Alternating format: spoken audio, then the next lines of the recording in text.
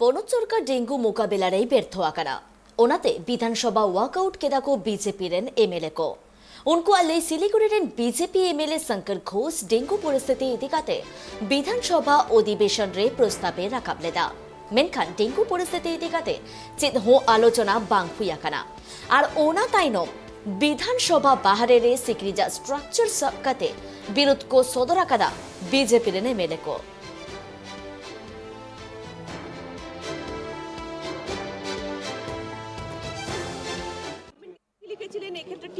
Central government একটা উত্তর চেয়েছিল, এরা উত্তর দিয়েছে। Central government team পাঠায়নি।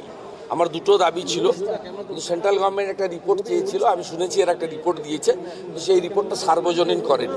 এগুলো হাউস চললে স্বাস্থ্যমন্ত্রী বা তার পক্ষে কোনো মন্ত্রী দাঁড়িয়ে যদি সবটা বলে দেন, এটাই হচ্ছে হাউসের পরম্পরা। আমি 2006 অপোজিশনের এমএলএ ছিলাম, আমি তৎকালীন দেখেছি প্রশ্ন করলে সময় নিয়ে নিত। স্বাস্থ্যমন্ত্রী বলতো আজকে 3টায় উত্তর দেবো, আগামীকাল 11টায় উত্তর দেবো, কিন্তু এর কোনো রেসপন্স নেই। এ মানেই না, বিধানসভাটা মানেই না যে কে বিধানসভা।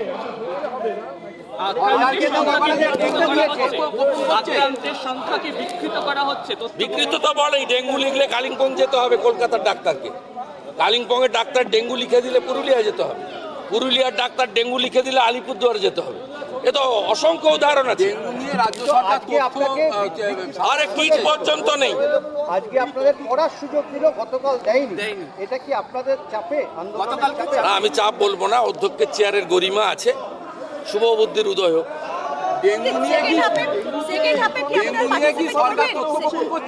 তথ্যই দেয় না, তো সত্য গোপন করার কি আছে? আপনার দেখুন, বিধায়করা আছেন এখানে 70 জন, আপনি স্বাস্থ্য এবং স্বরাষ্ট্র দপ্তরে প্রশ্ন করতে পারবেন না, সে প্রশ্ন না হয় না।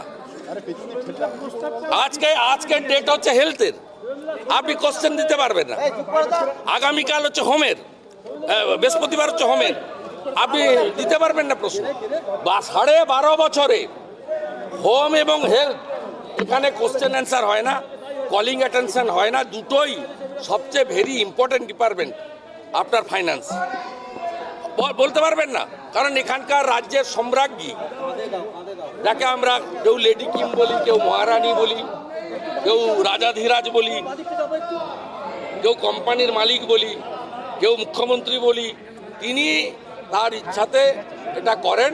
অর্থাৎ আমাদের জানার সুযোগ নেই, তাই ভিতরে বলেছি, বাইরে বলেছি, আবার বাইরে গিয়ে 100 মশারি বিতরণ করব, বিতরণ করে বার্তা দেব।